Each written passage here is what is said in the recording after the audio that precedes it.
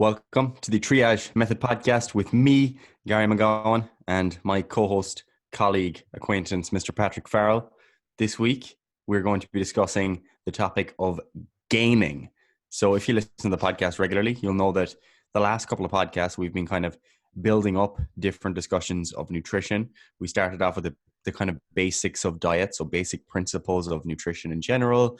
Then we moved on to discussing how those principles apply to fat loss and more applied things like what's an appropriate deficit, what's an appropriate rate of loss, when should you be making changes, etc. And now we're basically going to have that same conversation applied to muscle gain. And then from here, we'll basically take the next few episodes to get into more specific niches. But this podcast is going to be all about muscle gain, the process of weight gain. Yeah, now this podcast is actually easier in terms of, well, actually, forget about even the podcast, the discussion. The actual topic of weight gain is actually really, really fucking easy because pretty much anyone can do it correctly in terms of you basically just need to eat more and you will gain weight, right? It's not like, a fat loss diet like we discussed in the last one where, you have considerations around, I need to maintain or retain the muscle that I have. I need to ensure that there's an adequate stimulus for that. There's not really a concern with gaining. Like, even if you didn't resistance train, by virtue of getting bigger, you would probably, like, in terms of just, gaining weight, you would probably gain muscle. Now, is that the most ideal way to gain muscle?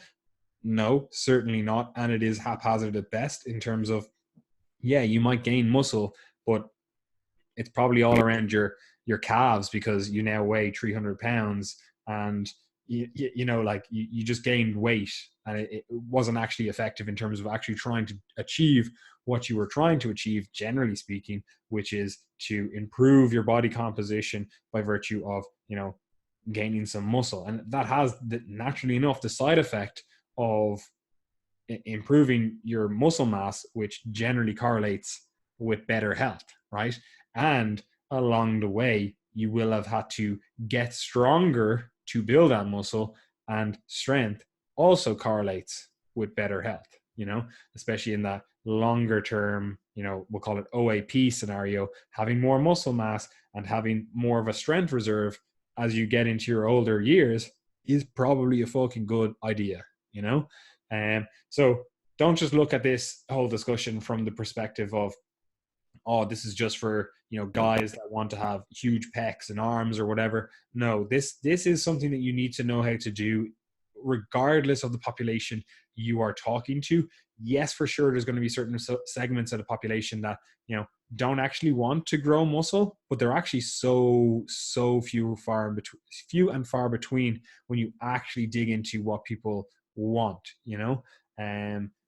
so you have to understand what's going on. You have to understand how to set up your diet to achieve what we actually want to set up, or what we actually want to achieve, right? So you need to go back again, listen to, I think it was episode 99, which is just, the diet fundamentals, the kind of basics, how to set stuff up.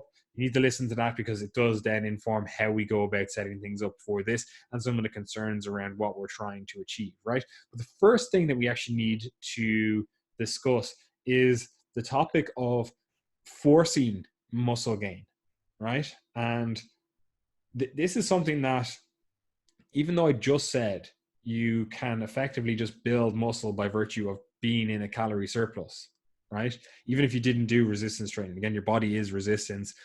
Like, gravity is still a thing. You still have to go against it. Your muscles still have to contract. If you weigh more, they have to contract harder to do the same amount of work, so they will probably get bigger. However, there obviously is a limit to the amount of muscle you can gain, first of all, in your lifetime, but also in a given time period, right?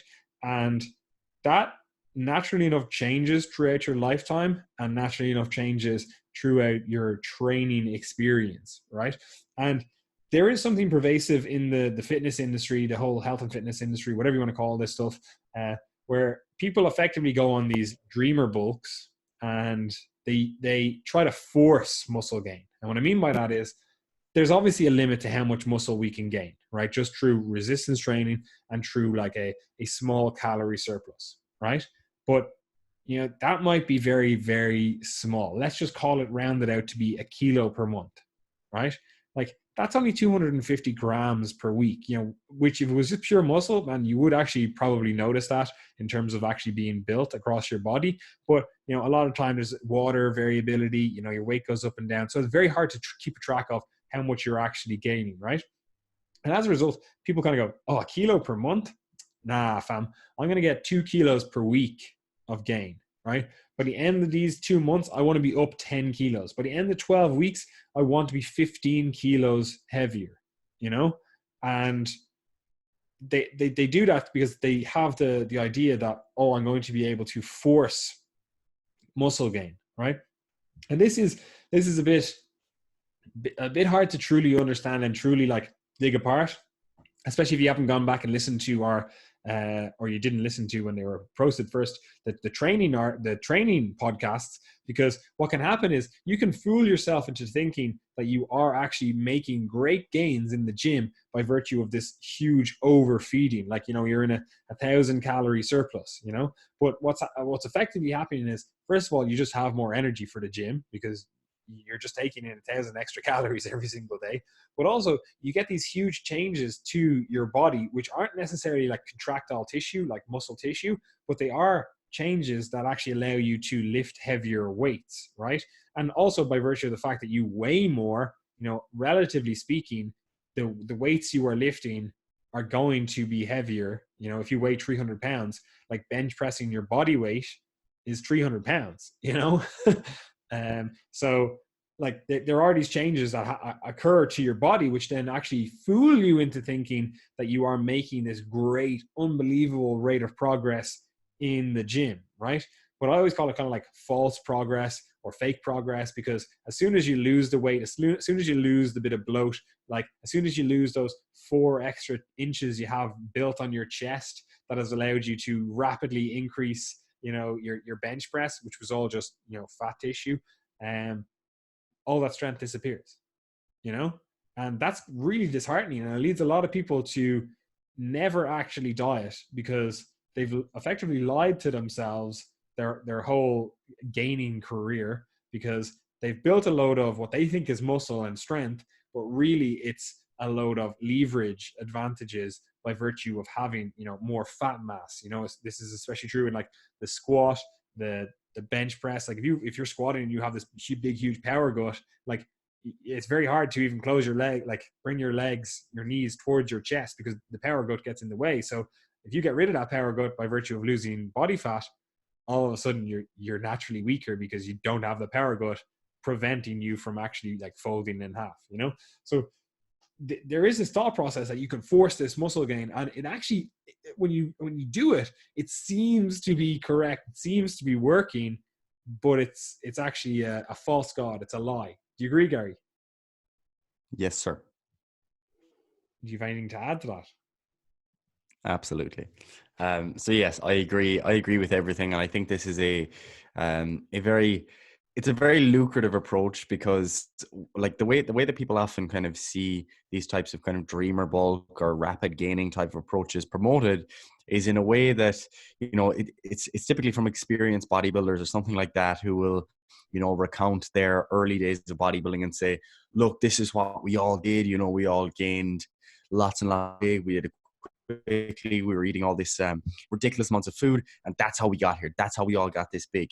And the thing is, like, there is some degree of truth to that, but what you also have to ask yourself is, is someone where they are like because of what they did, or basically in spite of what they did? So they got there, but they could have potentially done things better along the way, and have had to deal with as many trade-offs along the way. And I think that's basically what we're getting at, because I would definitely be in support of, in the case that someone is trying to maximize their muscle mass, you will have to spend prolonged amounts of time gaining weight. You will have to probably get a little bit fatter than you'd like at times, and it won't always be comfortable. You'll probably be full, and you'll have to overeat beyond that point of fullness, etc. However, that does not necessitate excessive rates of gain, because what can happen is that people get very attached to that feeling, like you said, of basically pseudo strength gain. So it appears that you're gaining more strength than you actually are. And like you can understand that better if you come back to your actual basic definition of strength, because the way that we talk about strength in the fitness industry is actually just the task specific expression of force. So it's not actually your muscles maximal isolated context. So you could gain strength or the appearance of strength on your squat without your quads or your glutes or any of the muscles involved in the squat actually improving their force production capability. So you haven't actually gained any true strength, gained pseudo strength through weight gain. Because if you gain more weight, you've got more padding at the back of your knee, you've got padding at the anterior hip, you could have changes in leverage that are favorable for you. And all of these things make it seem like you're gaining more strength than you actually are. And one of the difficult things then is that when you do go on those dreamer bulks, like you're alluding to, once you diet down, it appears like you're actually losing a lot more strength than you are. Whereas what you're actually losing is the padding that was helping you out. So it's a bit like taking off your knee sleeves and noticing a difference in strength, as opposed to you actually changing the strength that you can produce in your quads. And the other thing about that, the drawback of kind of, you know, excessively gaining too quickly, getting too attached to that feeling of your t-shirts being full or being a certain clothing size. You know, once you get that large t-shirt, you don't want to be swapping back to medium, even if your body fat percentage is a little bit too high. And the other big trade-off beyond that point is obviously when it comes to health. Because when it comes to excessive rates of weight gain, like one of the things that you know people don't often realize is that a lot of the metabolic consequences you know, of obesity and everything are accumulating when you begin to gain weight, especially if you're overfeeding regularly, you know. So if you're constantly trying to overfeed, if you're overfeeding by 1,000 calories, you know, you're trying to eat lots of processed foods and everything that people regularly do when they're trying to gain weight, that could be compounding the issue. And it can even get, you know, so you get into the path of potentially reduced glucose tolerance, you're a little bit more insulin resistant, you get some of the complications of that. You could be getting more fat around your abdominal area and particularly around your organs. And all of these things start to lead to problems that put you at risk of actual, you know, disease in the future. And obviously none of us want to be in that position. And like some people take this to the point where if you take your weight gain so far that, yeah, it's compromising your health, and it starts to even compromise your breathing, your sleep. Like some people, especially like large bodybuilders, will deal with obstructive sleep apnea when they're sleeping. And then that begins to compromise your sleep quality. And these things can actually start to then degrade your potential for muscle gain. So that's kind of the extreme is, yeah, your health, you know, maybe it's not that much of a concern for you. You're like, I can deal with the health stuff. You know, I don't care if my blood lipids are off or my cardiovascular disease risk goes up, whatever. But it can get to the point where it's actually degrading your potential for progress too, because of the metabolic ill health effects and potentially the effects in your sleep. So it's not just more muscle you're getting out of it. You're potentially dealing with greater trade-offs in health and potentially muscle gain as well. 100%. So again, the moral of the story is you can't force muscle gain. It's going to occur at the rate that is already genetically predetermined. And I say, genetically, and I say that with the context that, you know, your genetics don't work. You work, you know, like you have to give the signal. So if your genetics say you have the potential to be 300 pounds shredded and you never lift a weight in your life, you're probably not going to get that big, you know?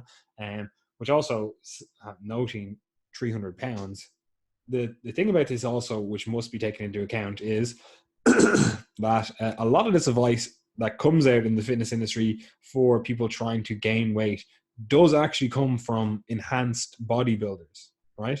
Who are a population that, if a dreamer bulk was to work, that would be the exact population that it would work in, because they take all of the drugs that improve that nutrient partitioning, right?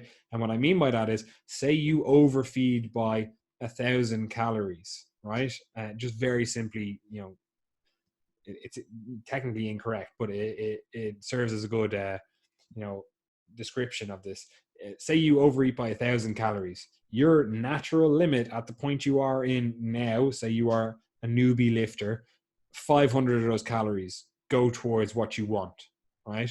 building muscle, recovery, all that stuff, right? But 500 less calories are like, we're a surplus. We're extra, right? So we're going to float around for a while, and yeah, it looks like you don't really need us, so we're going to get stored somewhere else for future, right? And that somewhere else for future is fat gain, right? Body fat, right? And that's you as a beginner lifter, right? You've got this nutrient partitioning of 50-50, depending on, again, how large the overfeeding is. But in this example, it's 50-50. But if you are an enhanced bodybuilder and you are taking all of the anabolic steroids that you possibly can get your hands on, growth hormone, insulin, whatever else, anything that'll help with this, right? You potentially get to a stage where, more of that overfeeding is partitioned where you want it to go, So we're saying as a natural here, you got this 50-50. As this enhanced athlete, you now have this 80 or 90-10, So more of it is going towards where you actually want it to go towards rather than fat gain, right? So naturally enough, they're going to be like, why don't you just eat more? Like literally, if you want to gain weight, just eat more, because that has always worked for them, because they've always been on drugs that lead all of that eat more to gain more, and when I mean gain more, I say like gain muscle, So if this overfeeding, this dreamer bulk is in a population, like you have to try hard, like very hard, to get fat if you are on anabolics, and I don't say that in terms of like, oh, it's just this wonder magic drug that just works and you're just going to only gain muscle. What I mean is, like, if you were to do the exact same practices that you were doing now on anabolics as a natural, you would be much, much, much fatter than you currently are, right? So that is something that you should take into account. Like, who is telling you, or where is the source of this information? That's not to say that all enhanced bodybuilders, athletes, whatever, put out bad information. No, not at all. However, you just have to question, is this the right advice for me, or is this the right advice for the population that I fall into, So that is something to keep in mind. You can't force muscle gain. Even if you're on drugs to help with that, you still can't really force it. There's always going to be some fat gain, associated with this, right? So which brings us to the next point, which is like, how fast should we gain? Because we've touched on a few things here where, perhaps the rate of gain, your nutrient partitioning abilities at the start of your training career, that's probably going to be different than at the end of your training career, or like further into it. If it wasn't, what you'd see is, I gained 5 kilos my first year of lifting, and then your second year I gained 5 kilos, and then your third year is like, I gained 5 kilos, and you just keep going until you literally reach 300 pounds, which, it doesn't happen, So there obviously is this kind of slow reduction in your muscle gain potential, which naturally leads you to having to change your diet protocols. Because if you could always overfeed and gain, kilos of muscle, and now you're at a stage where, okay, I overfeed and it's ending up that I gain like 100 grams of muscle, but I've gained, for every one of those kilos that I was gaining, 900 grams of fat. You now have to diet off that 900 grams of fat, and in doing so, potentially lose that 100 grams of muscle, right? So there's naturally enough a difference here in terms of the rate of gain for someone at the beginning of their lifting journey to someone at the end of their lifting journey, And again, you don't even have to understand why this occurs or anything. Just on a practical level, you don't see people that are 200 kilos walking around, unless they're on drugs, or unless they're literally fucking mutant 6'10" Hafthor Bjornsson, you just don't see people walking around at 200 kilos, because that's what you would presume if it was the case that, I just need to eat more to gain more. That's the natural consequence of that, where it's the biggest people are literally just the people that have been doing it the longest. That would be the case, which, that actually generally is the case, but it's not necessarily that they get bigger and bigger and bigger and bigger, unless, of course, they go on drugs or whatever, right? However, we also need to touch on the fact that there are potentially differences between the sexes in terms of how fast we should gain, again, due to the potential for muscle gain, right? But we need to kind of bring this down and actually look at it from like a kind of practical perspective. Like how, as a general rule, if you had skinny Gary, could hardly do a single push-up at 16 or whatever, like what rate of gain, like if you're saying, okay, look, we're going to set up your diet, we're going to try gain as much muscle as we can while minimizing fat gain, right? So we've got skinny Gary, testosterone is, being pumped around his body. He's a young, virulent male, but he just hasn't been doing resistance training. Like it just hasn't been. So there's been no training whatsoever, apart from like kicking the football around or whatever, doing some dancing. So for him, what's the how are we setting up the diet, and if we don't know what rate we're looking for, we can't set up the diet, because obviously the rate of which we want to gain, that's going to dictate how we set up the diet, because that's going to dictate how many calories we need to eat. So what's an acceptable rate of gain for this skinny Gary here? Yeah, so when we discussed the topic of fat loss, we basically said that you could aim for somewhere between 0.5 and 1% loss per week. And you can potentially even be more aggressive than that in some circumstances. If you want to learn more about that, go back and listen to the last episode. But to carry that over here would be less appropriate. And this is the important thing to understand, because I think sometimes people can think that, all right, calories in, calories out. Boom. If I'm gonna lose weight, I can just do X, and then basically gaining weight is just X, but in the other direction, But that's not necessarily the case. So if you were to try and gain 1% of your body weight per week, like let's say you're 100 kilos, then you're looking at 4 kilos a month of weight gain. Like imagine doing that for 5 consecutive months, and then you're up 20 kilos. You think much of that is going to be muscle? Of course not. And that rate of gain is going to be more detrimental to your health than the slower rates of weight gain. So we can't just carry over those things. And generally, what I kind of look at it as is more so like taking those weekly values, like making it simple for people, taking those weekly values and applying them monthly instead, and potentially a little bit above, but applying it monthly as kind of a starting point. So what I would say to people is that, gaining around 1% of your body weight per month is probably a good starting point for people who are, you're moving along quick enough to see progress, and so that you're not wasting time, because that is one of the things you can run into here. If you try and gain too slowly, it's actually difficult to pick up the signal from the noise. So if you're gaining, let's say, I don't know, 0.2 kilos per month, like that's something that can fluctuate day to day very easily, and a lot more than that. So you could be thinking that you've made progress over the course of a month, and then note that, oh, actually my monthly average is the same as last month, and then you've wasted a month of your gaining. Like it's not totally wasted. Yeah, and but it's not necessarily a huge issue, but it is something that, again, like we're talking here about, like, oh, we want like, especially because we train people, I don't want to be like, oh, sorry, yeah, we just wasted that month of your money. I know you were paying me for it. The saws.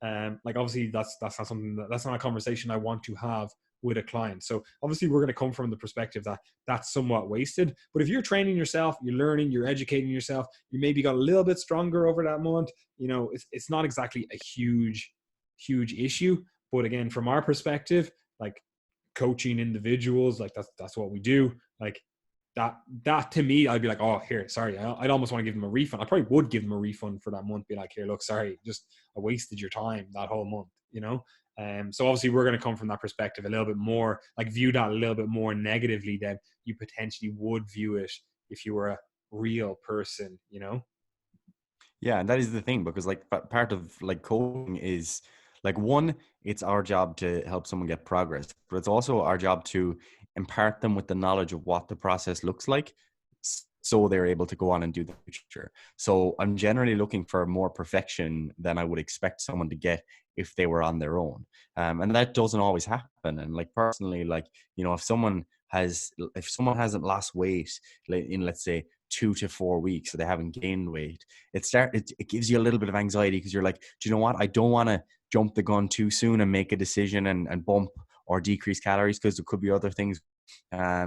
But I also don't want to just let the person kind of keep going and not make any progress, because the other side of that is that if you're not seeing a metric that you view as important, moving in the right direction, it can actually lead to worse outcomes because your adherence is compromised because you're not getting positive feedback. You're not seeing those kind of results, those rewards that would make you want to continue doing or engaging in the behaviors that you're engaging in. So that's just an important thing to kind of keep in mind when you're thinking about this. So yeah, basically, if your rate of gain is too slow, then you do like run the risk of wasting more time than you otherwise would. But to be honest, over the long term, that probably doesn't matter that much because it is a learning experience. And if you do have a month where, oh, I actually didn't get any weight, then you're just saying to yourself, well, that's actually good because now I have a fair idea of where my maintenance is at, because you have an average for the whole month. And very rarely do people ever spend the whole month at maintenance. So then you actually know that's my maintenance, and now I know where to go. So you know where to go from there for the next kind of phase. So like starting off with a kind of 1% body weight gain per month is probably a sound starting point for most people. The thing is, if you're a beginner, it really does depend on the response that you're actually seeing. Okay, because for example, if someone starts as a beginner and let's say they have a really poor response to training, and they're also just not training hard, they're kind of on and off, and they're gaining like let's say a kilo per month, then they could go through 6 months of training where they haven't been adhering properly, they haven't been having a great response, and all they've gained is 5 kilos of fat and a kilo of muscle. Like that's obviously not a great outcome. Whereas if someone was going through that process and they were gaining 1% and they were just like hyper responding at the beginning, and you were seeing like this person looks leaner but they're gaining weight, then you could potentially, try to leverage that by bumping up your rate of gain a little bit more. That's something that's difficult to gauge because you can kind of think to yourself, well, we're getting like great responses here without gaining any fat or little fat, so maybe we should just stay here and then save those extra calories for when we need them. So like, I think that's kind of like, 6 of one, half a dozen of the other. I don't think you need to stress about it too much. I would just start with that kind of 1% weight gain per month. You could say that, as you get more advanced, you may need to slow that down a little bit potentially. But at the same time, I think when you are more advanced, like, you want everything to be working in your favor as well. So this is something I kind of go back and forth on in my own head, because I know people always say like, once you get to the advanced stage, you're really just like, you're barely gaining any weight, you're kind of maintaining, you're just hoping that muscle kind of adds on. But from my perspective, I think that the extra anabolic signaling that you're getting from being in a surplus that's actually kind of measurable, that you can see a little bit of weight gain with, I think you're probably a little bit better off. Like, I don't know the answer to this because we don't have those answers, but I think you're better off to see measurable weight gain, even if you are advanced, and just using your cutting phases when you kind of need them.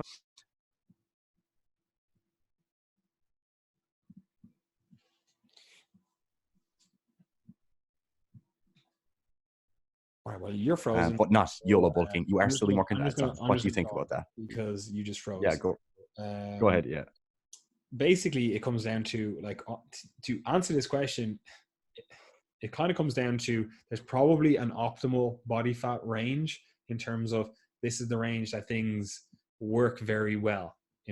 Like you might, for example, get lean, diet down, get down to like, we'll say 8% body fat, and you're like, yeah, man, I'm fucking jacked, I'm shredded, look great, whatever, right?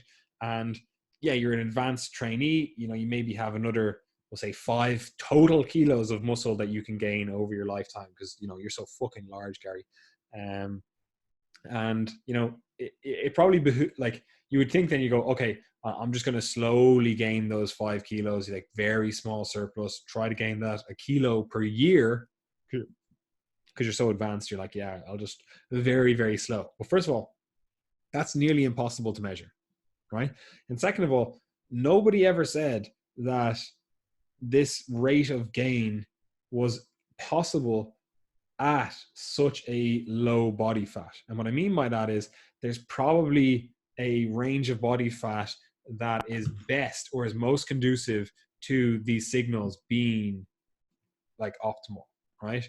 Like whenever you get into any kind of biochemistry or even cell signaling or anything like that, basically there's a lot of shit that we just don't know. And anyone who tells you like, this is the exact thing that happens, it's like, yeah, like we can measure it there, but we have to look at the entire environment, which is very rarely done with a lot of these studies, because it's actually near impossible to do, and you basically end up doing epidemiology and not like biochemistry, or well, biochemistry just would never do it, but in like cell signaling sort of stuff, you know. So there probably is an optimal body fat range for most people that allows them to gain muscle at a favorable rate. And for like, we have numbers on our site where we're like, these are the numbers that we kind of think are probably most optimal. And that's both to give you a guideline of how to start setting things up in terms of, okay, diet down to this number roughly, and then gain, but like end your gaining phase when you reach this number. We'll just say arbitrarily for guys, diet down, get down to 8%, and then slowly gain weight until you get up to the higher end of that range. We'll just call it like 16%. And once you've done that, then maybe enter a maintenance phase and then kind of repeat the process. And then over a few cycles of doing that, you know, you will have accumulated more muscle, right? But what we're talking about right now is like, how fast should you go from that 8% to that 16%, right? And ultimately, I think you are probably right in saying that as a beginner, 1% per month, you know, that's probably the top end that I would go for, unless you were like a hyper responder, like you were just seeing muscle gain, like you actually were getting leaner, like, you know, like then I would probably be like, all right, look, you can go above that. But for the most people who just aren't hyper responders, then I would say cap it out at 1% body weight per month, you know. And as a general rule, I don't really like to see people gaining more than a kilo per month, you know, because like I'm pretty sure the literature has only ever shown that 1 kilo of actual muscle per month, that's the max that has ever been gained, you know, in a lab setting. I'm not saying it ever been gained full stop. Like I'm sure there is some freaks in nature that have actually done it, but I'm pretty sure that that's the number that we know for certain, or scientifically, whatever. And so if you're gaining more than that, unless you are a freak of nature that is just completely outside the norm, you're probably not gaining all muscle. Now, again, it doesn't have to all be muscle, but that would be something that I'd be concerned with if, you know, month after month, you're gaining more than a kilo, you know? So ultimately, that leaves us in a position where it's saying like, okay, let's cap this out at 1% or 1 kg, whichever is, you know, sooner. And if you, or as you get more advanced, the amount that you can gain, and thus the rate at which you should gain, should probably be lower, right? Like the amount you can gain is definitely lower, but the rate at which you should gain is probably lower as well. You know, you should do it over a longer time period. However, with all that in mind, there probably is a body fat range that is optimal for you as an individual to maximize your results. And this is both from that leverage perspective that we were talking about earlier on. Like, you know, you might be very lean, but notice that your knees just always feel like they're about to snap. Like they don't feel sturdy in a squat or something. And you're just like, I don't feel like I'm not able to put my best effort in here.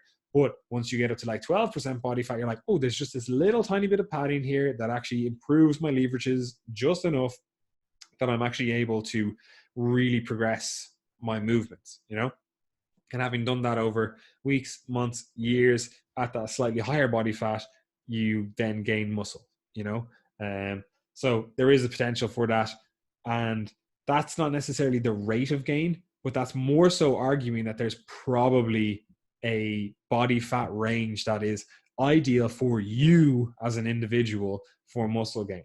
Now, very rarely would I see that going up into the 20-30% body fat for males. You know, that is the range for females. Like, you know, probably down at the 16% body fat is like, you're pretty fucking jacked. Like I don't see as a female getting below 16% body fat, like a true 16%, like you're jacked at that. So for females, it's probably around the range of like 20 to 30 is the, like 20% body fat to 30% body fat is probably the range that leads to the best rate of gain for most people. And again, once you get above that, you know, it's probably not optimal from a health perspective, but it's also probably not optimal from a nutrient partitioning perspective, and thus an actual muscle gain perspective, you know.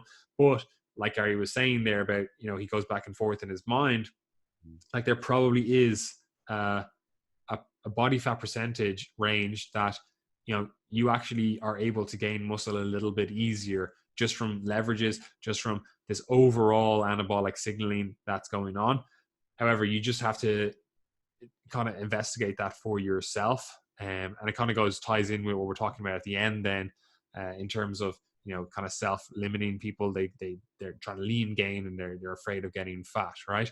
But do you have anything you want to add to that? Because we're just going to tidy that up a little bit. Do you have anything else to add? No, I think like I just to kind of reinforce that point, like because I have heard like counters to it, in terms of the like there being like basically that point related to the P ratio. So basically your rate of muscle gain to your rate of fat gain being more in favor of fat gain, the higher your body fat actually gets. Okay, so I think like I would agree with that. You would agree with that. Some people don't necessarily agree with it because we don't really have evidence with any degree of granularity that would give us an idea of like, all right, where is that point for individuals or even subgroups of individuals. Like it is one of those cases where we are kind of like mechanistically hypothesizing, but I would definitely rest on that side of things because I just find it hard to believe that putting yourself in a position where you have, poor metabolic health, you could be, you're getting more hypertensive, you could have more, body fat around your liver and stuff, you're getting like more insulin resistant. I struggle to see how that would be in any way conducive of more muscle gain rather than less at a given level of a surplus, because it is fundamentally putting yourself into a chronic inflammatory state. And generally what you see with higher levels of inflammation is that that's going to be negative from a hypertrophy perspective. So I think it's one of those things where, yeah, we don't really know where this point lies, but getting fatter and fatter, we already know it's a bad idea for your health. You're just going to have to diet it off again. And if there is reason to believe that it could potentially also compromise muscle gain, even if it's not that significant, I think it's fair to kind of hold that perspective and to at least put it into your equation, when you're making these decisions. Yeah, and ultimately, like we can mechanistically hypothesize back and forth about this, but ultimately from a practical perspective, just like what you said there a second ago, you're going to have to diet that fat off eventually, right? So like ultimately speaking, the person that can stay in a surplus for the longer time and not have to interrupt that with a dieting phase is the one who will get bigger, right? Because they've spent more time actually gaining. So if you gain and you do this fucking dreamer bulk for 6 months and then have to diet your ass off for 6 months to get lean again, then you're probably going to lose muscle in that time period. Like, again, practically speaking, it's not as conducive to long-term or even short-term results because, look at the other individual who does it the opposite way and, gains slowly for 9 months and then does a 12-week diet and gets absolutely jacked out of their mind, like practically speaking, forgetting about like, oh, will you lose muscle or won't you lose muscle? Like a 12-week diet is much easier than a 6-month diet, assuming that like you also have to lose more weight on the 6-month diet. I'm not talking about like you just do this very, very low, very small calorie deficit over 6 months versus someone who does an aggressive one over 12 weeks, So like just from a practical perspective, it's probably easier to stay on track if you can still see the results that you're getting. You can still see muscles being built. But that, whereas if you're just gaining a lot of fat, like it's actually a little bit demotivating. And I've been there. Like I literally got up to like 120 kilos, like when I gave up boxing and stuff, and I was like, oh, I'm going to go to the gym and just get fucking jacked. Because I was going to the gym, but, I was actually like, yeah, let's go to the gym and get jacked. And like, I was seeing great strength returns. I was seeing whatever. Fucking didn't like the way my body looked because I literally just was fat. But I was like, man, this is how you get big. When I diet down, man, I'm going to be huge. I dieted down and I was 95 kilos and like I'd gained maybe 5 kilos. So I had to lose 25 kilos of pure body fat just to gain 5 kilos, whereas I probably could have just gained 5 kilos over a year of, slowly gaining that and never have to have dieted down, but I just didn't know any better. That's what we're trying to do here. We're trying to save you from making all of these mistakes and, not have to get up 25 kilos of body fat heavier than you needed to be to realize that you were actually, in fact, very fat and then had to diet it all off, So just from a practical perspective, it's probably not a great idea to, even if you go, oh, mechanistically, I don't see why you would not be able to gain muscle after a certain body fat. It's like, okay, well, even if mechanistically there's no reason for this and you don't agree with that, you still have to diet the body fat off eventually. And this is the only people, this is a little bit, anecdotal, but the only people I ever see arguing for this are the people that stay at a higher body fat all year round anyway. I'm like, yeah, of course you're gonna argue for your own perspective because you enjoy staying at a body fat, or maybe you don't enjoy it, but you enjoy food so much that you have to stay at a higher body fat. Like it's a self justification for the fact that they like to be 30% body fat, or maybe they don't like it, but they're like they like food enough that they stay at 30% body fat. So they're like, yeah, man, I'm not compromised in my muscle gain perspectives or my prospects. I don't see why. I don't agree with that at all. And then they never actually get lean. They never actually diet down. So it's like, stop diluting the industry with your noise because you just don't want to diet down, and you like food so much that you have to stay at a higher body fat. Just say that. That's fine. Like, no one cares. Literally, it's so irrelevant. But anyway, that's just an aside. So the next thing we just want to touch on with this to kind of tidy it up is just to reiterate that, it's probably 1% to 1 kilo, 1% or 1 kilo per month, whichever one of those makes more sense for you as an individual. And that's at the beginning of your lifting career. As you get further advanced, that's going to go down. Now, how far that's going to go down, I don't know. I can't give you a specific number. I can't tell you exactly, 2 years into your lifting, it's going to be at 0.5% or half a kilo. Now, I can't tell you, this is something that you're going to have to experiment, tweak based on that, right? But you want to think of it in terms of, at the start, that's probably the max I can do. And as I get further and further, I should probably be looking for less and less, right? Just as a general perspective, right? Now, that also assumes that your training is on point and the rest of your diet is actually set up correctly. Like you're not doing something like eating a really low protein diet and, your resistance training is just terribly set up. There's no actual thought to that. All of those things have to be, or again, you're doing something like not sleeping or something. All of those things have to be on point. You have to actually dial those things in to have all this stuff work. Unfortunately, you can't just pick and choose what you want. Oh, I just work on my diet this month and I'll fix everything. No, unfortunately, you have to do everything. But that's what we need to have. We need to have a surplus that gets us gaining at roughly a 1% body fat, or a 1% rate of gain at the start of our lifting careers, and then that should be slowly lower and lower as we get advanced, right? There is also a difference between the sexes, between male and female. And that's just, again, this is just very generic. This is not to say this is a hard limit. Like, there are definitely women that can gain more muscle or more muscle faster than some men, and vice versa. There's just, there's no hard and fast rules, but as generalities, men gain muscle a little bit faster and magnitude wise more than women. So that is something that you should take into account when you are designing up your plan of action. If you are a woman, you should maybe think about doing things a little bit slower. And I just arbitrarily, I'm going to say half the rate we were just saying then again. So, excuse me, if you were to go with that 1%, per month at the start as a female, I'd probably just go with a 0.5% or like a 0.5% per month as a newbie. And then as you progress, again, that will get lower and lower, which is just unfortunate because it's just very, very hard to keep track of. But unfortunately, they are the cards you are dealt if you are trying to build more muscle as a female. All right. Would you agree with that, Gary? Yeah, more or less. Again, it's one of those things where we're like, not exactly sure, is it a 50% difference between male and female? You alluded to that, you made that point. We don't know, but it's just one of those things where, look, if we know that on average you probably have less of an absolute, potential for muscle gain, then it's probably worth being a little bit more conservative. Just makes sense. Again, from a practical perspective, again, we can argue over the nuances and different people, like you could have PCOS or something, hyperandrogenism, like there could be anything on an individual basis that would lead you to being able to build more muscle faster or more muscle in total magnitude.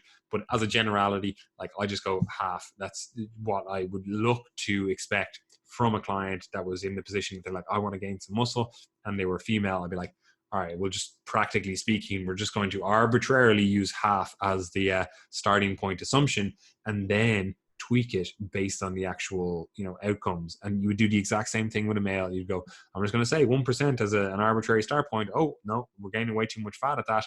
Let's drop it down. It's the exact same thing you would do with a female, right? And just So just one more yeah, thing before you go. One more thing on that point that's important to consider, especially like if you're a coach and you're a guy, like there is, like, it's obviously not the case for all women who are going to be coming to you, but in general, I think it's fair to say that guys are way more hyped about the bulk than women are in general. In terms of like that process of muscle gain, like guys are like, boom, like filling out the t-shirt and stuff, like I'm feeling good, even if they have a little bit of a belly. Some people can get more excited about filling out the t-shirt and the hoodies and all that sort of stuff. Whereas in general, women are not as pumped about, their dress no longer going up all the way or whatever it might be. And that's definitely something I've had reported from a number of my clients, female clients over the years, that although they're pretty hyped about the strength and the muscle gain, and the food. and the food is a big one. The clothes fitting awkwardly, not being as confident at times or whatever. Because in general, like, women are going to be less hyped about, oh yeah, I want to be big and strong, than men in general. But that there are lots of exceptions to that too. Yeah, you're just sexist bigot. What the fuck do you know? So yeah, it's important to keep that in mind, especially if you're a male trainer, because you may not understand that perspective. Yeah, 100%. Again, it is something that you need to be aware of, and obviously, like, I think a lot of social media these days is actually, again, teaching women the benefits of gaining weight.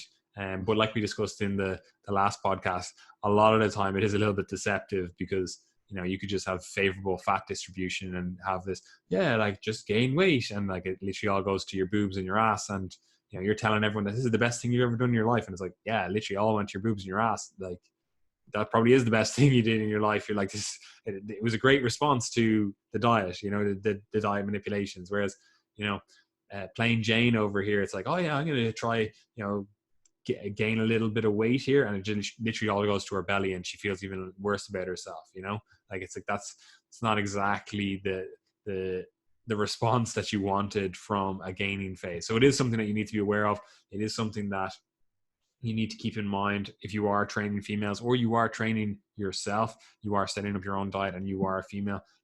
Your response to training is, like, it's unfortunate that the industry has been for so long just dominated by males, but purely from the perspective that the content that is then put out is generally aimed at males, and it just is told to females as if it's the exact same, but it's just not. But ultimately, you effectively just have to be more aware of your individual response to diet manipulations, training manipulations, whatever else, right. Final thing on this, there are two related things. Is there anything else to add before we go on to that, Gary? No, that sounds good to me. Of course you don't, because you're texting away on your phone. Scum. You don't even care about our podcast listeners. I'm doing work. Watch this.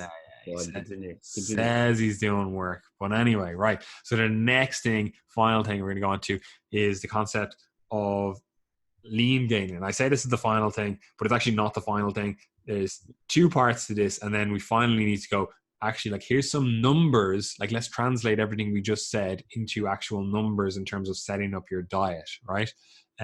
So the next thing then is, we've touched on it a little bit in a few minutes ago, but the concept of lean gaining, and people using the term lean gaining, they're like, oh, I'm just lean gaining, bro, for the process of never actually gaining, right? They're like, oh yeah, I'm just staying lean. I'm just trying to lean gain. I just want to only gain muscle. And it's like, yeah, there probably is a calorie level that you can eat that leads to only muscle gain. Like, if we look back at the perspective we're saying there's nutrient partitioning ratio. You're like, oh, well, whatever, 50% went to muscle and 50% went to fat. You could eat a calorie level where the majority of that, if not all of it, went purely to muscle. However, from the perspective of actually knowing where that number is, it's pretty impractical. It's just nearly impossible to actually know, because, again, your metabolism is adaptive. So you think, oh, if I only eat 50 extra calories, it'll all go to muscle. But all of a sudden you start fidgeting more and your body heat goes up and those 50 calories are just burned through and there's no change in the scale. Like it's very hard to really keep track of that, right? And this is something that I've seen so many, especially young guys and females just in general, they do this so much. They're like, oh, I'm lean gaining, right? That's what they tell you, right? And lean gaining as a concept is brilliant. Again, like I'm like, there probably is a calorie level where you can minimize your fat gain and maximize your muscle gain. However, in my mind, that's just gaining. Like that's that is what we want to do with gaining, full stop, right? Like I'm not putting someone on a calorie level where we intentionally get fat. Like, yeah, they intentionally slowly accumulate fat over weeks, months, years, by virtue of being in this surplus that leads us to building muscle. But we're always trying to minimize our fat gain, like always trying to minimize it. So this whole concept of lean gaining, it doesn't really make all that much sense. That's just gaining in my mind, right? And what you will see people go to, oh yeah, like we're lean gaining. This is the process we're doing. We are lean gaining. And again, they just use this as a justification to never actually gain weight, right? They're like, oh, I'm just gonna stay excessively skinny and excessively lean and never actually gain weight, right? Have you encountered this before? Effectively, it's a fear of getting fat and lying to themselves where they say, oh, I'm lean gaining. But if you actually ask them, like, how much have you gained over the last 6 months? It's like, oh yeah, I gained like half a kilo, Yeah, absolutely. Like, and lean gain is one of those kind of buzzwords that has turned into, like, it's kind of like one of those things that crosses over between like the evidence-based community and kind of buzzword marketing terms, because you will see gaining shakes and meals and diets and everything promoted as means of lean gaining. And I think the key distinction there for people to note is that when you are gaining weight, there's primarily two things that it's going to be. It's going to be excess muscle, or it's going to be extra muscle, or it's going to be extra body fat. And that is primarily determined, the magnitude of the weight gain is going to be determined by the magnitude of your calorie surplus. And basically the increase in body weight or body fat rather is going to scale more with the extra surplus. So the key thing to understand there is that lean gaining is basically just gaining less or not gaining at all. So yeah, I would totally agree with that. And it is a very kind of a lucrative thought process for people who are, they're starting off, especially at a leaner baseline, or maybe they've dieted down to a lean position and they want to now engage in a lean gaining process. And it can really limit your muscle gain at times. And while it is a very popular approach or popular thought process among like young males, it is also something that occurs with women, because as we kind of discussed, in general, some female trainees are going to be less likely to want to bulk up loads. So the weight gain process is already something that's not that attractive. It's something you might want to shy away from. So that occurs among men and women. But so that lean gain process can basically justify you just kind of spinning your wheels for a long period of time. And while you may in the short term be happier because, you've got a couple of extra calories to keep your training fueled and everything like that, but you're not really making the most of your kind of investment phase. And that's the real key distinction here, is that when you are trying to make progress in the long term, you really do need to use or view your approach to fitness as an investment approach, that you're investing rather than just cashing in. So when you are in a gaining phase, you have to try and commit to it, because you have to actually invest, or else you're going to have nothing to cash in on. And for some people who are, even when they're really, really into bodybuilding, one of the things that they'll do year on year is they might let their body weight trickle up a little bit, but it's kind of by accident, like we've talked about this a lot, many times, where it's kind of by accident, where diet gets loose for a while, but really the only time that they're properly committed to the process is when they're actually dieting. So you do really have to view that gaining phase as being just as important as any phase of dieting down or peaking or anything like that. So it is your investment phase. And I think it's really important to view it like that and not try to wash it out by just trying to gain excessively slowly, risking basically staying where you are. 100%. Effectively, you need to get rid of your fear of getting fat except that some fat gain is likely to occur if you are in the process of gaining muscle. Like it's very likely. Will you stop messing with your phone? It's actually so distracting. Like so distracting. Anyway, you are probably going to have to gain some fat to gain muscle. Again, what we said earlier on in the podcast, there is probably a body fat range which is healthful and helpful for the gaining process.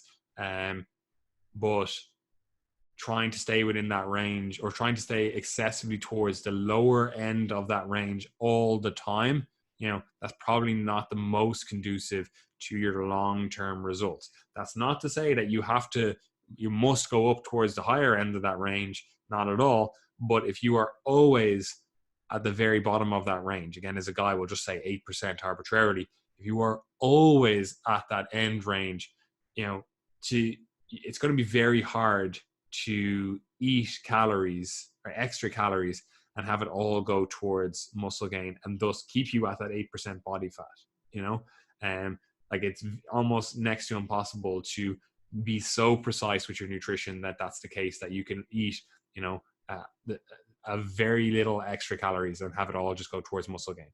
Again, like what are we going to do? Eat 50 extra calories and, we're going to wait and see how our body responds to that, right?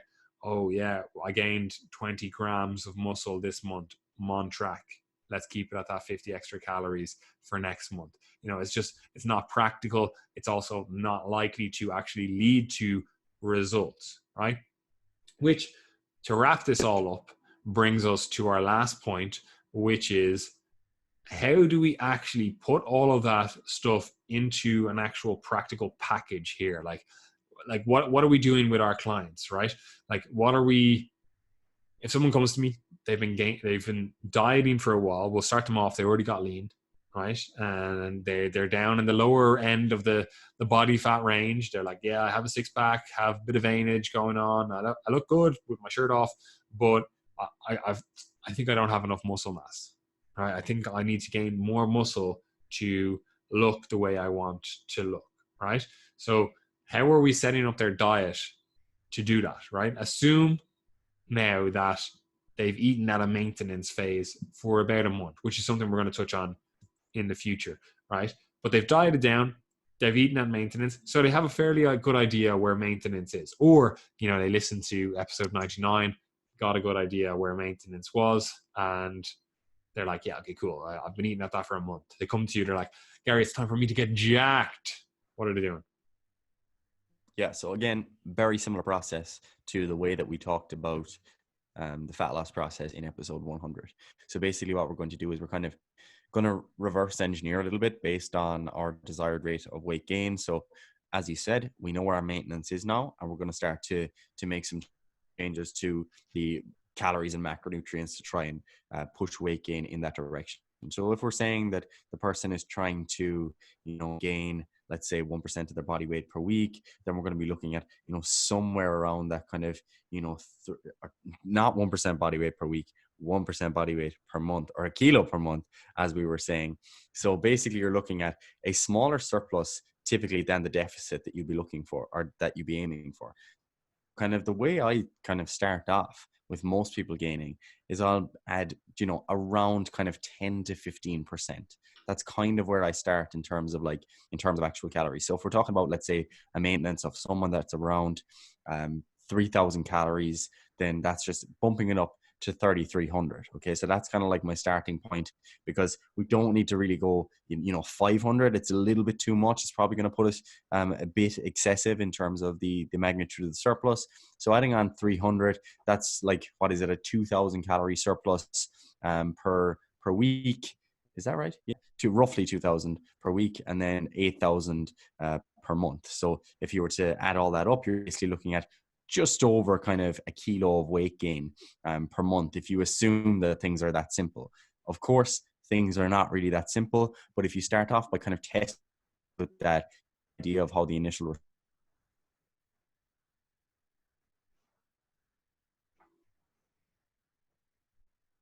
you get an idea of responses because energy. So there's a higher thermic effect. So there's a little bit more energy expenditure purely through the digestive and assimilation process. So that's, going to account for something small. That someone might have more energy, especially if they haven't been over maintenance for a while. They might spontaneously increase their physical activity. They might start sweating more, their body temperature is up a little bit, might start putting more effort into their training, whereas they would otherwise have kind of slacked off in their sessions.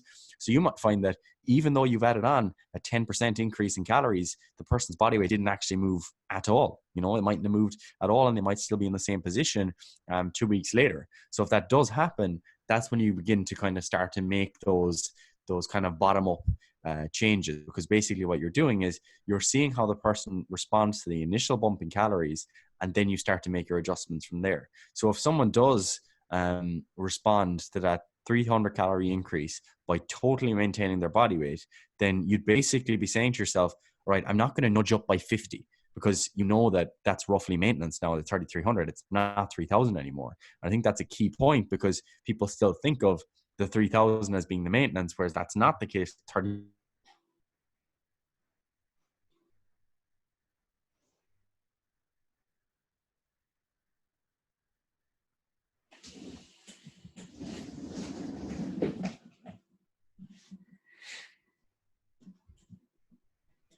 All right. Well, you're just frozen, so I'm just going to start talking.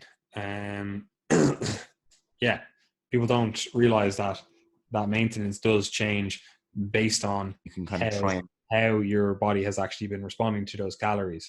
You're back, Gary, now. Yeah, I literally didn't hear you for the last 5 minutes, so I just started talking. Yeah, it's fine. But yeah, so your body does actually respond. If you want to continue talking, I don't mind. But basically, we stopped being able to hear you when you said 3,300 is now your maintenance. Yeah, I can just keep going.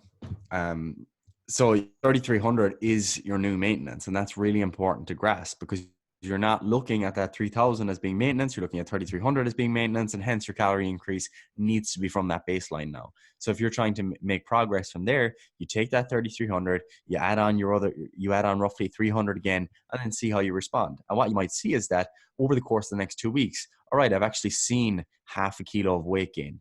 Boom, you're on track. Okay, now we know that for the next 2 weeks, it might be somewhere similar. It might drop off a little bit, but you're probably going to get to that point where you're around a kilo per month or around 1% body weight per week, depending, on your weight. So that's kind of where I would start with this. But I'm almost always anticipating that someone is going to adapt to the calorie increase. Like, it's very rare in my experience to see someone add 300 calories to their maintenance and just start gaining consistently. And that's even less likely to be the case if someone is coming out of a dieting phase. Because what we have to realize is that the greater the adaptations that someone has had to dieting, the greater basically distance they have to make up to get back to their initial baseline. Whereas if someone has been maintaining their weight long term, eating a calorie level consistently long term, then their adaptation to your calorie increase is basically, it's extra. So it's not going back to baseline anymore. It's actually an extra increase, metabolic adaptation in the opposite direction.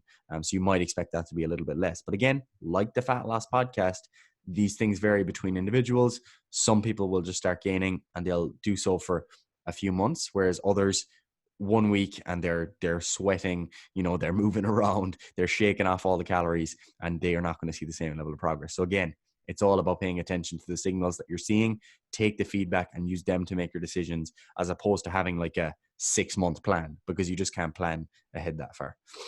100%. Yeah. So I like that as well. Like you're saying, the kind of like 10% mark in terms of extra calories. I generically, if you're like, give me the actual calories, I would say 200 to 300 for most people. That's going to get them slowly gaining weight at a like nice rate for it to be, the majorly muscle rather than like the majority of it being fat. So 200 to 300 calories, or again, like 10 to 15% on top of your maintenance calories. That seems to be a good rate or a good level of calories to keep you moving in the right direction, as long as you again adjust that based on like real world outcomes. Again, like I was saying, you could have this huge metabolic response And all of a sudden, you're sweating loads, you're moving around loads, you're burning all these extra calories, and what you thought was 200 calories extra is now just your maintenance.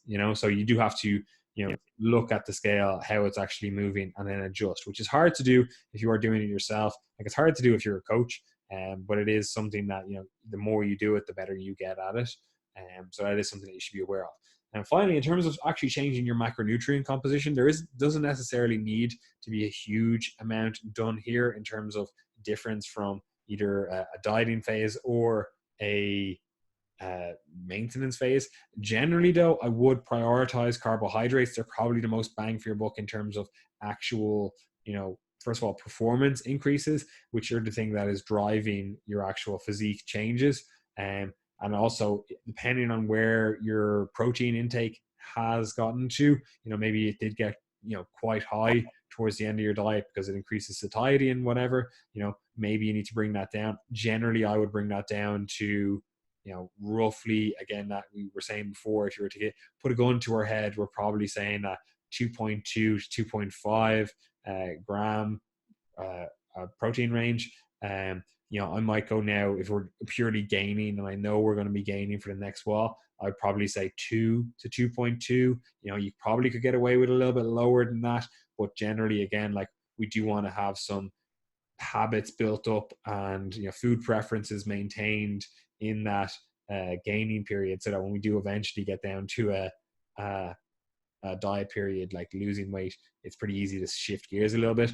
And taking into consideration that ideally we're going to be building some muscle, so you're going to be gaining actual muscle, which requires more protein to maintain then. So I don't mind eating a little bit higher than we might actually potentially need. Like, if we said like 1.8 was the baseline, that we're like, oh, like, yeah, we could argue maybe 1.6 is the low range, but I think most people would be like, yeah, 1.8, grams per kg. But I'd still probably say, 2 to 2.2 is a good place to be at, in terms of protein. Now, again, the next thing that you need to consider is, where did your fats get to? Because while I did say prioritize carbohydrates, if your fats have gotten down to the very, very depths, low end of the range, we'll say it's down at 0.5, and we generally say 0.6 to 1 gram per kg. If you got down to that 0.5, I probably would just at least prioritize getting that up to the 0.6.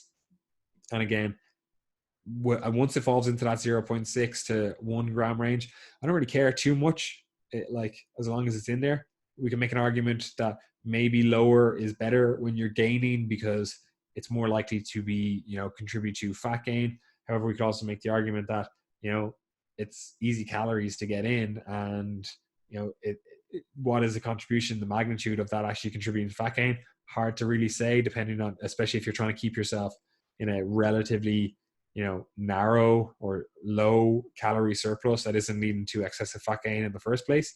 But if it starts displacing carbohydrates, like you're up at that 1.2 grams per kg range, and you're like, oh, I'm eating less carbohydrates and prioritizing fat, I probably would say that's not ideal as well. So you have a bit of leeway in terms of where you set up your carbs and where you set up your fats. Once your fats are in that 0.6 to 1 gram range, I'm pretty happy.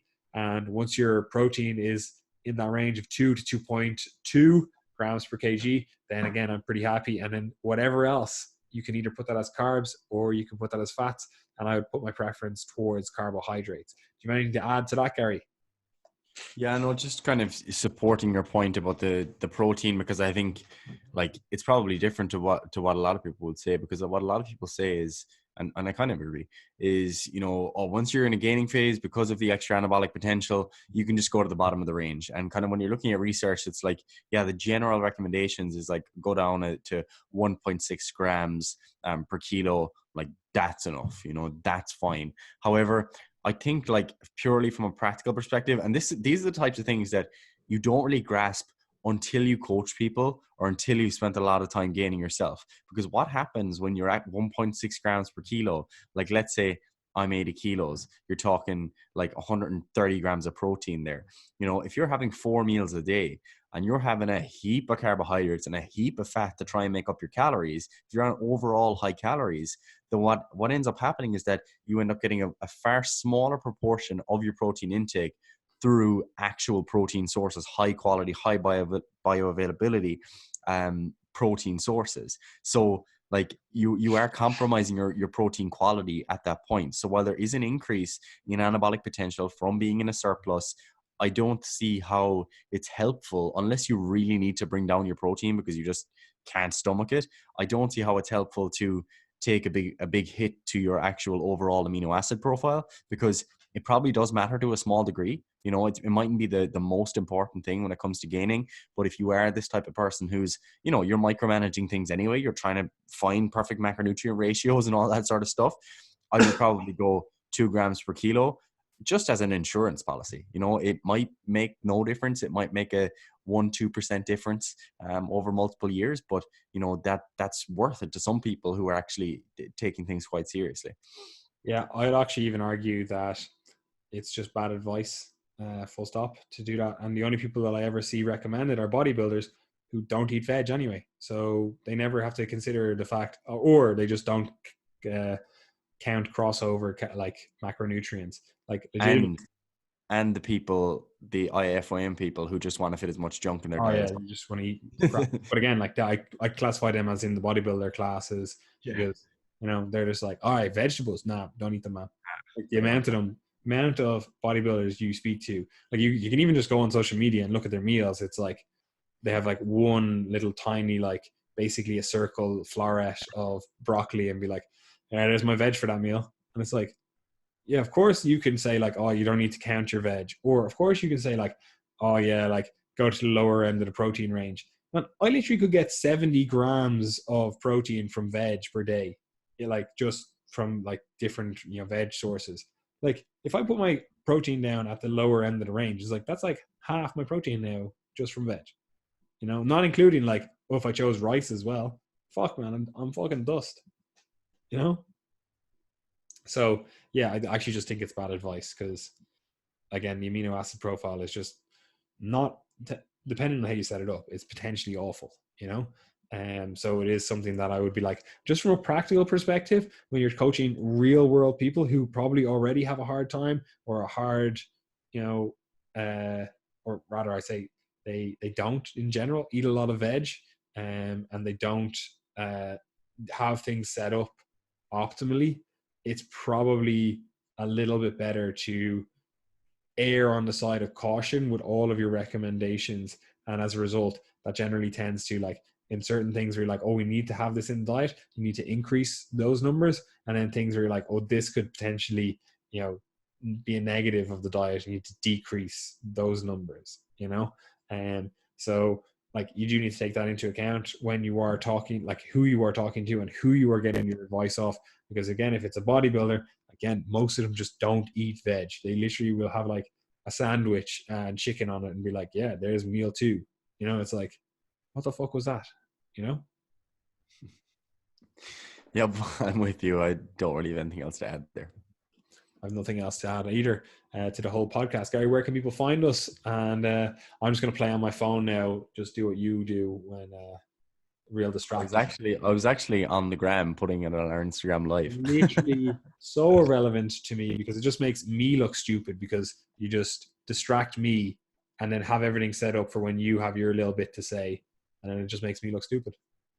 Because I'm like, what the fuck is Gary doing over there? Why is he moving around loads? Is there something wrong? And then it's like, Gary has everything set up perfectly. He's like, and now, as I was just about to say, this is perfectly set up for me. It's actually cute that you actually watch me while you're talking as well, because I don't look at you at all. I'm just reading research here. Irrelevant to me. A book out. No, only joking. Yeah. Anyway, as always, you guys know where to find us. If you need more info, more contact from the Triage Method, boys and girls, you can sign up for the Triage Method newsletter in the description box below. That is an email that we send out every Sunday. Although we had a fault this week, I had a fault, and it didn't go out until Tuesday, despite sending it on Sunday. So Nah, he I didn't apologize. send it, lads. He literally, I had to email, I had to get in contact with him and be like, here, are we just not sending out a newsletter anymore? And he goes, oh, I thought I sent it out. Just didn't even click send. But anyway, I hope everyone enjoyed their Tuesday morning surprise. But yeah, it's actually interesting how many clicks things get based on different days of the week. But we haven't tested it out enough to see like what's the optimal strategy. But Sunday seems to make sense. So yeah, Sunday morning. Sunday morning, you will basically get your email from us that will include number one, a topical article / post basically won't be on our social media. That will be something hopefully of interest to you. So that's something that's kind of exclusive. The other thing you'll get is recommended resources. So I normally send some sort of combination of a book recommendation, a research paper recommendation, a general article recommendation, and then either a podcast or an event or a video or tutorials or something along those lines. So that's useful if you're interested in just finding out more stuff. Even if you don't like us, it'll be useful from that perspective. And you'll get all of our content that we've shared across the week on our social media, along with our YouTube channel, which is technically social media. But there you go. So sign up to that below.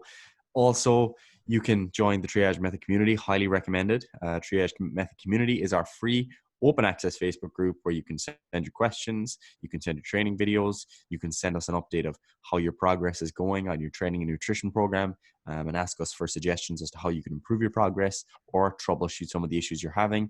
They're all things that can happen in the Facebook group. And we also post things in there that other people won't have seen.